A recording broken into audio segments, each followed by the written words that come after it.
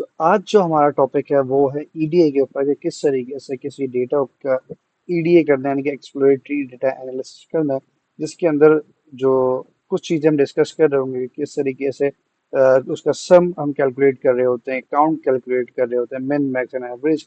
इसके साथ साथ सम इफ है, कुछ एडवांस चीज़ें भी हम डिस्कस करोगे, सम इफ है, काउंट इफ है, एवरेज इफ है, सम इफ डिस्कस करोगे। और मोस्ट इम्पोर्टेंटली हम ये भी डिस्कस करेंगे कि किस तरीके क्या डिफरेंस है एक रेंज डेटा सेट में और टेबल में। जब हम डेटा सेट को कन्वर्ट कर लेते हैं तो उसके क्या हमें फ्यूचर में बेनिफिट मिल रहे होते हैं, तो ये भी हम इसको इस तरीके से डिस्कस कर रहे होंगे। तो सबसे पहले स्टार्ट करते हैं। सम को कैलकुलेट किस तरीके से किया जाता है। तो सम को कैलकुलेट करने का जो तरीके है, जो उसका फॉर्मूला है, वो equal to S U M हम टाइप करेंगे तो सम का फॉर्मूला हमारे पास आ जाएगा। उसको सिलेक्ट करने के लिए हम टैब प्रेस करेंगे तो जो भी सम रेंज ये बोल रहा होगा, सम रेंज आ रही है, तो सिंटेक्स कह रहा है कि जो जो सेल या जो जो नंबर्स को सम करने हैं वो यहाँ पर प्रोवाइड किए जाए। तो हमें पूरी रेंज यानी कि पूरा एरे का सम करना है, तो हम उसको पूरा सेलेक्ट करेंगे। सिलेक्ट करने का जो शॉर्टकट की है वो कंट्रोल शिफ्ट डाउन प्रेस करेंगे तो जितना भी डेटा हमारे पास एरे में होगा वो सिलेक्ट हो जाएगा। एंड इंटर प्रेस करेंगे तो हमारे पास सम यहाँ पर आ जाएगा। एक और सम का शॉर्टकट क्या है कि ऑल्ट इक्वल टू जैसे प्रेस करेंगे तो सम का जो फॉर्मूला है ऑटो टाइप होकर आपके पास आ जाएगा। Just you need to input the data और the number required for sum. तो वो किस तरीके से होगा, वो लाइक दोबारा कंट्रोल शिफ्ट डाउन प्रेस करेंगे तो पूरा एरे सेलेक्ट हो गया है, और इंटर प्रेस करेंगे तो आपके पास सम यहाँ पर आ गया है। तो एक नॉर्मल तरीका था जो सम का फॉर्मूला टाइप करने का। दूसरा इसका शॉर्टकट था जो था ऑल्ट इक्वल्स टू। इसके बाद हम काउंट का फॉर्मूला यहाँ पे चेक करेंगे कि इस डेटा सेट में कितने डेटा सेट, कितनी रोज अवेलेबल हैं। तो ये चेक करने के लिए हम काउंट का फॉर्मूला यहाँ पे टाइप करेंगे, इक्वल्स टू प्रेस करेंगे, इक्वल्स टू के बाद काउंट टाइप करने के बाद सेम जो एरे है हम उसको सिलेक्ट कर देंगे और कॉपी कर देंगे। तो यहाँ पे हमारे पास काउंट आ गया है कि 500 records हमारे पास मौजूद हैं। अच्छा, इसी तरीके से मुझे मिन मैक्स एंड एवरेज करना है, तो शॉर्टकट करने के लिए मैं कंट्रोल डी प्रेस करूंगा तो एज इट इज मेरे पास यहाँ पर फॉर्मूला आ गया। लेकिन यहाँ पर जो हमें इशू आ रहा है वो हम डिस्कस करेंगे, ताकि हमारा जो सेल रेफरेंस का टॉपिक है वो भी साथ साथ कवर हो जाए। जैसे ही मैंने कंट्रोल डी प्रेस किया तो यहाँ पर इसने क्या किया कि एज इट इज फॉर्मूले को कॉपी पेस्ट कर दिया है नीचे, लेकिन इसके साथ जो एरे थी हमारी, वो लास्ट एरे को उसने एक सेल डाउन कर दिया। तो अगर मैं चाह रहा हूँ कि मेरा जो एरे है वो सेम रहे, फिक्स रहे, बाकी जो भी मैं सेल को नीचे कॉपी पेस्ट कर रहा हूँ तो वो अकॉर्डिंगली होता रहे, उसका तरीकेकार क्या है, उसके लिए हमने देखना है कि इस सेल को हमने फिक्स किस तरीके से करना है। सेल फिक्स करने का तरीकेकार होता है कि अगर हम F4 प्रेस कर दें किसी भी सेल रेफरेंस के आगे, तो वो सेल फिक्स हो जाता है। देन हम इंटर प्रेस करते हैं। अब हम इसको जो अगर कंट्रोल डी से सेल को डाउन करेंगे तो एज इट इज हमारे पास डेटा आ गया। अब अगर मैं चाह रहा हूँ को काउंट की जगह इसको मिन कर दूं, तो इसको मैं मिन कर दिया तो मिन यानी कि जो मिनिमम सेल अमाउंट है वो इसमें 5280 है। इसी तरीके से अगर मैं कंट्रोल डी अगेन प्रेस करूंगा, मैक्स उसका कैलकुलेट करना चाहूँ तो मैक्स एज इट इज आ जाएगा। और एवरेज अगर मैं इसे काउंट करना चाहूँ तो कंट्रोल डी प्रेस कर दूं या कॉपी पेस्ट कर दूं, और इसको एडिट करने के बाद एवरेज सिलेक्ट किया मैंने। जैसे ही मैंने एवरेज लिखने की कोशिश की तो उसने इंटेलिजेंस ने बता दिया कौन कौन से फॉर्मूले आपके पास इस सिंटेक्स के साथ अवेलेबल हैं। तो इंटेलिजेंस को मैंने सेलेक्ट करने के लिए इस इंटेलिजेंस में मैंने जो डाउन का बटन है जो अपने कीबोर्ड से सिलेक्ट किया, और जो भी मैं सिलेक्ट करना चाहूँ उस पर आने के बाद मैं टैब प्रेस करूंगा तो वो फॉर्मूला एक्टिवेट हो जाएगा। जैसे मैं एंटर प्रेस किया ये सारा फॉर्मूला अप्लाई हो गया। इसी तरीके से अगर हम यही चीज सम इफ पे कैलकुलेट करना चाहेंगे तो सम इफ का जो फॉर्मूला है, जो उसका सिंटेक्स है, वो क्या कह रहा है कि इक्वल टू सम इफ। ये बोल रहा है कि अगर सम करे, इसकी जो कंडीशन है इस फॉर्मूले की वो मैं सबसे पहले बता दूं कि ये फॉर्मूला की रिक्वायरमेंट क्या हो, इसका आउटपुट क्या है। तो सम इफ की रिक्वायरमेंट क्या होती है कि वो पूछता है आपसे कि आपको कौन सा एरे या कौन से नंबर्स को, किस रेंज को आपको सम करना है। इसके साथ साथ वो आपसे पूछता है कि कौन से क्राइटेरिया अगर मीट हो तो उस जो है वो सम करे, और इसके साथ एक और चीज पूछता है कि कौन सी रेंज में आपको सम करना है। तो सम इफ का जो फॉर्मूला है, सिंपल आपको ये चीजें पूछ रहा होता है, उसके बाद वो एक आउटपुट देता है जो आपके इनपुट के बेस पर होता है। यानी कि आपने कहाँ से जो क्राइटेरिया है, जो क्राइटेरिया की रेंज है, वो बतानी है इसको। इसके साथ साथ क्राइटेरिया बताना है और उसको बताना है कि कौन सी जगह से, कौन से एरे से वो सम करे। तो अगर मैं यहाँ पे एक थोड़ा सा एक ट्रिक कर देता हूँ कि मैं यहाँ पर प्रोविंस भी टाइप कर देता हूँ कि मुझे किसी एक प्रोविंस का डेटा चाहिए और वो प्रोविंस है बलूचिस्तान और सपोज। ठीक है, तो अब यहाँ पर हम काम परफॉर्म करते हैं। तो इक्वल टू सम इफ मैंने टाइप किया तो सम इफ का फॉर्मूला एक्टिवेट हो गया और मैं चाह रहा हूँ कि प्रोविंस बलूचिस्तान में जितनी भी सेल हुई है उसका डेटा यहाँ पे आ जाए। तो यहाँ पर जहाँ रेंज मांग रहा है तो क्राइटेरिया रेंज में पूरी सिलेक्ट कर लूंगा कि पूरी प्रोविंस की रेंज मैंने सेलेक्ट कर ली है। इसके साथ साथ अब ये मुझसे पूछ रहा है कि क्राइटेरिया क्या है, तो मैंने क्राइटेरिया टाइप करने के बजाय क्राइटेरिया की रेफरेंस दे दिया है और उस रेफरेंस को मैंने यहाँ पर लॉक कर लिया है। इसी तरीके से जो लास्ट रेंज थी उसको भी मैंने यहाँ पर लॉक कर लिया जो हमने लास्ट अभी डिस्कस किया। अब ये मुझसे पूछ रहा है कि सम रेंज क्या है, कि कौन सी रेंज से आपने इसको जो टोटल है जो भी नंबर उसको सम करना है, तो सम अमाउंट है। यहाँ पर मैं इसको सिलेक्ट करूंगा, मैं इंटर प्रेस करूंगा तो यहाँ पर ये सम की अमाउंट हमारे पास अवेलेबल हो गई है। इसी तरीके से अब मैं चाह रहा हूं कि काउंट इफ करूं। काउंट इफ करने के लिए अगर मैं सेम फॉर्मूला यहाँ पर करता हूँ कि मेरे मुझे पता चल जाए कि बलूचिस्तान के जो भी प्रोविंस है उसमें जो कितने नंबर ऑफ रोज हिट हो रही हैं, तो वो मैं किस तरीके से करूंगा। तो मैं इसी डेटा को कॉपी करता हूँ, यहाँ पर पेस्ट करूंगा और यहाँ पर मैं दिखा देता हूँ फॉर्मूला क्या क्या रहा है। फॉर्मूला अभी भी सम इफ का अवेलेबल है यहाँ पर एज इट इज, और डेटा सेट मैं चेक करना चाह रहा हूँ। तो यहाँ पे डेटा सेट में क्या एक इशू आ रहा है कि बाकी जो डेटा सेट हमने फिक्स किया था लास्ट में वो एज इट इज मौजूद है, लेकिन अगेन जो डेटा सेट हमने फिक्स नहीं किया था, जो हमारी सम रेंज थी, वो अभी तक एज इट इज है। अगर कभी भी आपके साथ ये इशू आ जाए तो उसके दो तरीके हैं, तो आप दोबारा से सम रेंज सेलेक्ट कर लें, जो भी आपकी रेंज है वो सिलेक्ट कर लें, या इजीली किसी भी जो रेंज है उसको आप माउस होवर करेंगे एजेस पे तो एक प्लस का साइन आ जाएगा। उस प्लस के साइन के साथ आप क्लिक करके पूरी रेंज को आप शिफ्ट कर सकते हैं, ड्रैग एंड ड्रॉप करेंगे, एज इट इज आपकी जो है रेंज आ गई है। अब आप चाहें तो उसको फिक्स कर लें ताकि नेक्स्ट टाइम ये इशू क्रिएट ना हो।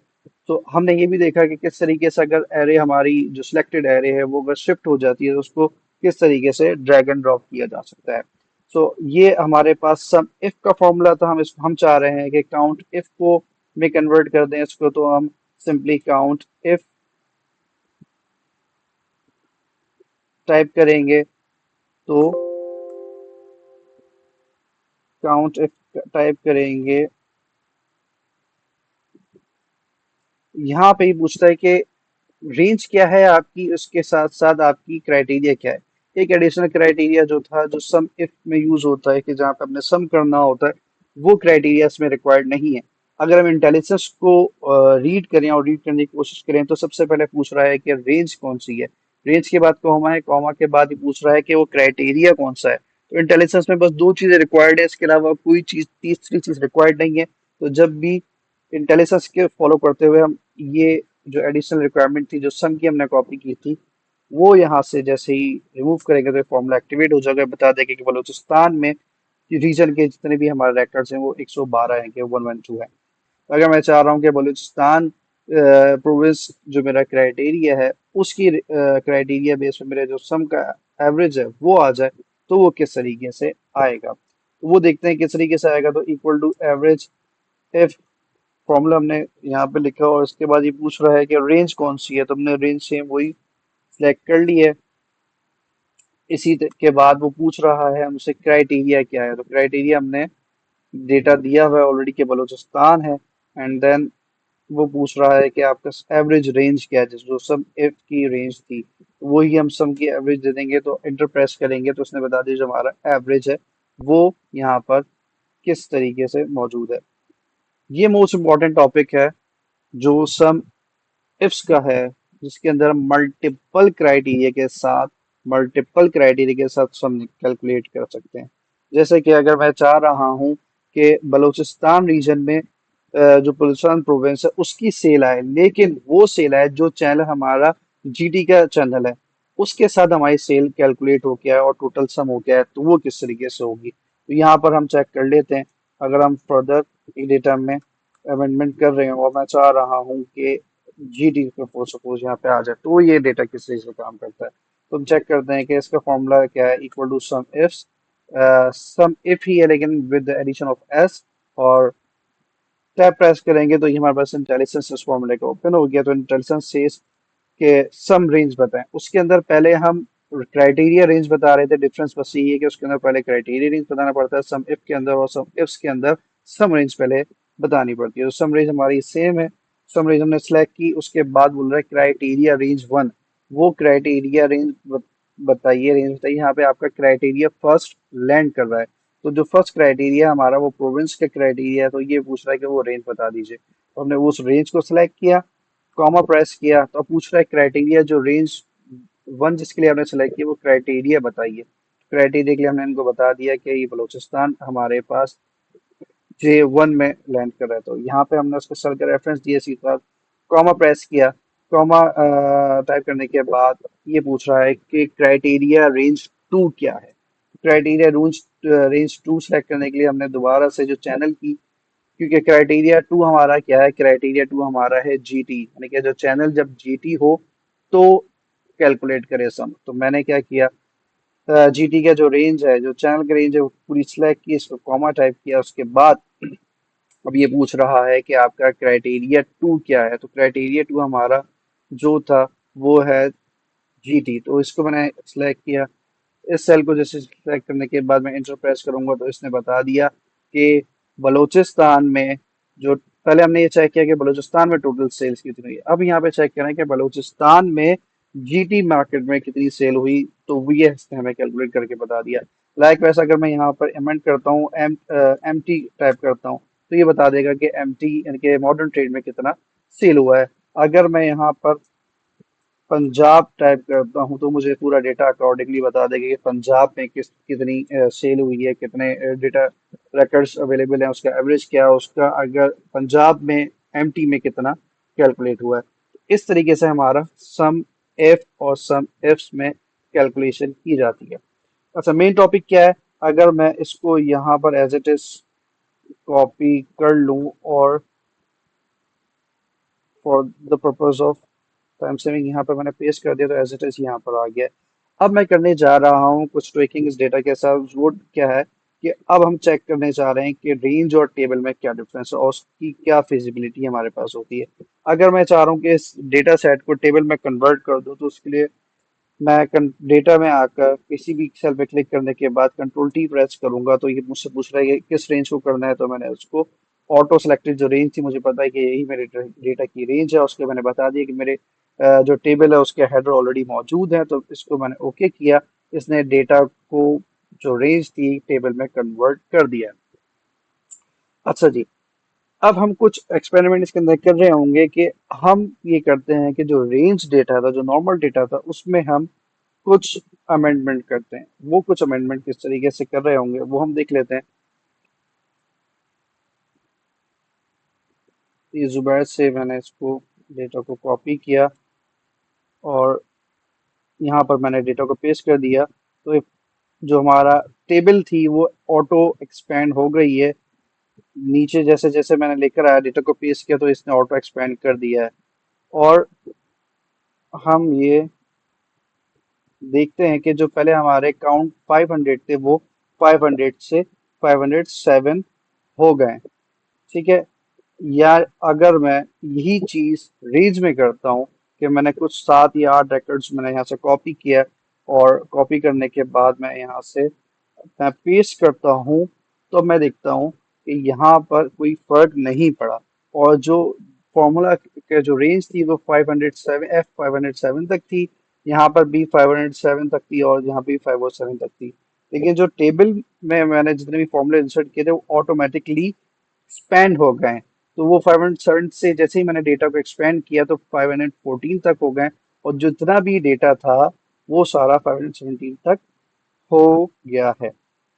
तो ये बेनिफिट होता है टेबल फॉर्मेट पे काम करने का, कि डेटा को कन्वर्ट करते हैं। अगर हम टेबल में काम करें तो ऑटोमेटिकली जो लिंक्ड फॉर्मूले होते हैं वो भी डेटा के एक्सपेंशन के साथ साथ चेंज होते रहते हैं। तो ये था हमारा आज का टॉपिक, जिसके अंदर हमने सम इफ को भी डिटेल में देखा, और ये भी देखे कि किस तरीके से टेबल फंक्शन, जब टेबल हम अप्लाई करते हैं तो उसके बेनिफिट हमें इन फॉर्मूले के साथ क्या क्या हो सकते हैं।